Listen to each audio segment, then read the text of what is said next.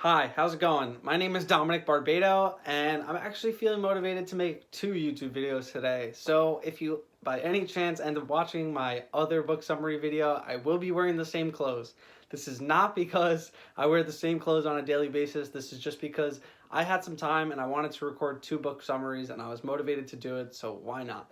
So let's jump into this book summary for the day, and it's going to be Brian Tracy's book, The Psychology of Selling. This book had a pretty good impact on my life.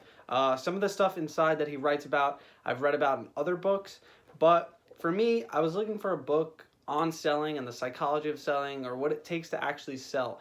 Because selling in life, some people, oh, I'm scared of selling. Oh, what is selling? Oh, why do I have to sell in life? You're selling yourself, especially if you're an entrepreneur. You're selling yourself every single minute of your life, every second of your life. And if you aren't selling yourself correctly, or if you're depicting yourself as who you're not, that's not good for your brand. So essentially, I didn't do this for my own branding, but he does touch on key points of personal selling and personal branding. But for me, I needed a book on selling because, as you may know from my other video, I did talk about it. In my other video, in my life, I do a lot of selling. I own a vending machine company in New York, and I own and operate over 100 plus machines. So you could see, or you could understand, that selling is a big part of the business. Selling is a big part of getting new locations, getting new clientele. And I think with any business and any entrepreneur, you have to be able to sell. Because if you're not selling, then you're not making sales. And sales is the root of any business. So to jump right into his book, I'm going to touch on my 3 favorite points that he talks about. And the first point is, which I did some underlining in here. So I'm going to actually touch on more than the 3 points probably in this one, because at the end of the chapter, he really summarizes a lot of the book. And I really want to kind of touch on the 10 keys to success in selling. That's the name of the chapter. But to jump right into this, I'm going to touch on my 3 points, and then we'll jump into that, and we'll see how many of those I'll cover. I try to keep these videos I wanted to keep them under 5 minutes, but that doesn't seem likely for these videos going forward, but I'm going to 100% try to keep these videos under 10 minutes, usually around 8 or 9 minutes. So one of the first things that really resonated with me was, in selling, it isn't about just selling. Obviously, you need a good product. You need to be selling something that's actually beneficial to someone else. You need to offer value to the market. Value is a big thing in being an entrepreneur. If you are being an entrepreneur for money, you might as well not even watch my videos, because it's kind of funny I say that because I got money on my wall. But if you're an entrepreneur and you're chasing money, you'll never get it. That's like if you're chasing a girl, she's not going to want you because you're chasing her. You have to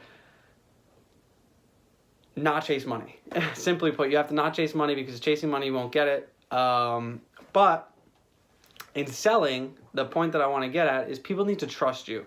Your character in selling is everything. The way you dress, the way you smile, the way you talk, the way you're groomed, the way your hair is done, if you showered, if you smell bad, if you smell good. All those things matter. All those things add up in selling. And actually, it is a bigger part of selling than anything else, because obviously if you're trying to sell, in my case, a $5,000 vending machine, you're not going to sell a $5,000 vending machine if you're walking into a place and you're in a t-shirt and shorts and a pair of sneakers. You'll sell a $5,000 vending machine if you're dressed up in a suit, or you're dressed up in a nice collared shirt, or you're dressed in some type of outfit where it represents what you're trying to sell. You can't sell something expensive and if you do not look expensive.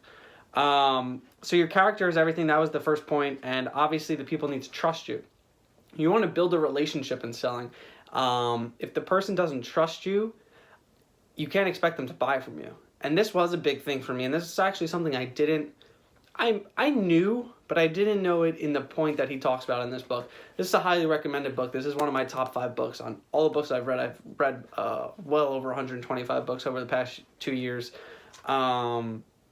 And I think the trusting aspect is a huge thing in selling. And obviously, if someone trusts you, they'll be willing to buy from you. The relationship that you build in selling is what closes a deal, nothing else. I mean, the product does matter. You can't be selling garbage, but the relationship is what matters. So maybe I shouldn't say that. Maybe you can sell garbage, but if the relationship is good, people will trust you and buy you and believe in your product.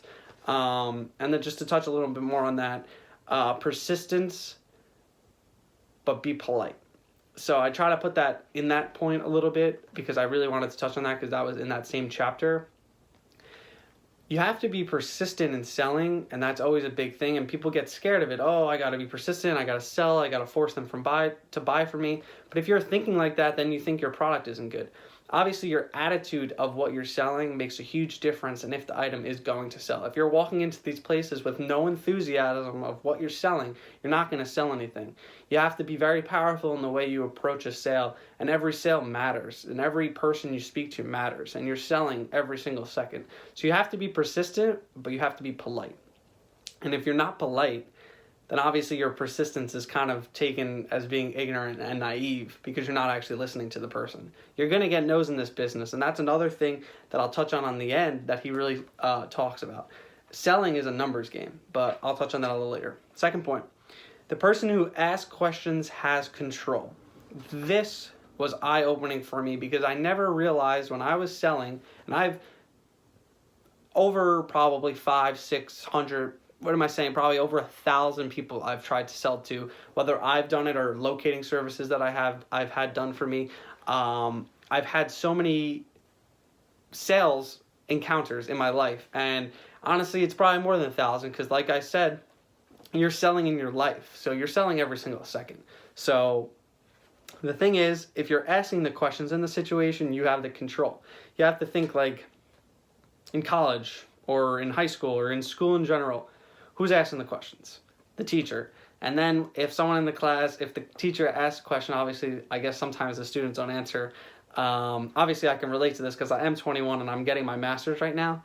But you have to be able to ask the questions. In selling, when you're trying to sell something, you need to ask the questions so then you can, I hate to say it like this, but so then you can kind of weave them into a corner. So then once you have them here, oh, is this true? So then, oh, okay, so then this product will fit what you need perfectly. That's the biggest thing in selling. So you can sell so well if you're able to control and move the sale how you want it to. And that's what question does. Because you could say, so do you guys need a vending machine today? Oh, you do? Okay, and what are you looking for? XYZ, XYZ. It's pretty self-explanatory with that one. I like the control, how questions are the control. So the person who asks questions has the control. The key to success in selling is for you to start a little earlier, work a little harder, and stay a little later. This is going to tie into the other points that I'm going to make at the end of 10 key successes in selling. But the key to selling is for you to start a little earlier, work a little harder, and stay a little later. If you're going to be successful in selling, you need to be better than the next guy, and you need to work harder than the next guy. Because there's people that are working 24 hours, 7 days a week against you. And that's a Mark Cuban quote, but it's so true because there's always someone who's working against you when you're doing your business. And especially now, the world is becoming increasingly more competitive in every industry that exists, especially on the internet.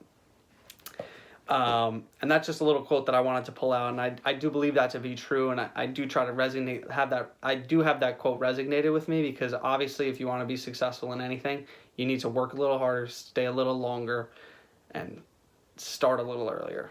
Wake up earlier, go to bed later, and work throughout that whole time. You will be successful, and I can guarantee that if you're persistent, you will be successful. And I'm going to touch on a couple points in the back, which is the 10 keys to success in selling. Success is predictable. This was an awesome thing. He talks a lot about universal laws, which I think is actually very cool. And if you don't know what universal laws are, you should look them up. But the law of cause and effect. For every cause, there's an effect in life. So with selling, it's a numbers game. Essentially, the more no's you get, the closer you are to a yes. And if you haven't heard that before, then luckily for you, this is pretty valuable information because I think if you're able to get no's, that means you're able to get closer to the yes. And that's the biggest thing in life. People get those no's and they can't bounce back from it. And in the beginning, when I was selling, I was a lot younger. I started this business when I was 15 years old. And it was hard to get no's. It was hard to, no. It was hard to get no's in my life because obviously when you're young, you just expect to be successful. But it was a great learning lesson for me going forward in my life to get told no, because then I realized a lot of people are going to tell me no in life, but it's a matter of how I react to them telling me no. And that's the biggest thing that I realized in my life. That's one thing. I'm going to touch on two more. Excellence is a decision. I think that's a great thing that he points out. I'm looking at my highlights. Don't mind me. But excellence is a decision. So being excellent in selling is a decision. If you want to be great at selling, you need to make that decision right now. I am going to be the best at selling. I am going to do the best that I can right now. Secondly, your self-esteem and your success. And then I'll touch on one more after that. Your self-esteem and your success is going to be a big part of your success in selling, or even your big part of success in life. I mean, I'm talking a lot about selling, but a lot of this book can touch on things of just being an entrepreneur and what it takes to actually do it. If you're not confident in yourself, if you're not confident in what you're able to sell or what you're doing, you will not find success in your life. You have to be confident in what you're doing. You have to be confident in the person you are. You have to be confident in the character that you are every single day to be successful. And last point, decide exactly what you want. And maybe you've heard this before and other things, and Think and Grow Rich is another book where they talk about the knowing exactly what you want in life. If you can decide exactly what you want in life, you are that much closer to getting that. Because it's the people that don't know what they want that live mediocre lives. They live average lives because they're doing things that just fell into their lap or that they've been doing for the past 20 years. If you know exactly what you want out of life, go after it and get it. There's no one stopping you from doing it besides yourself. It just means you have a limited mindset if you think you can't accomplish what you set out to do. If you have a dream in your mind, it's there for a reason. It's meant for you to conquer it. And you need to remember that. And I think that's a big thing that I always like to talk to people, because I think knowing exactly what it is you want makes you that much stronger of a person, because there's a lot of people that don't know what they want. And having vision is everything in life. And I think that's a big thing. So I actually want to talk on the one point, and then we're going to close this video up. Only 3% of adults have written goals. That's pathetic. And of the most successful and highest paid people, and these are the most successful and highest paid people in every field. So, to touch on that, write down your goals. In my last video, I talked about systems. That's fine. But systems and goals together also do work.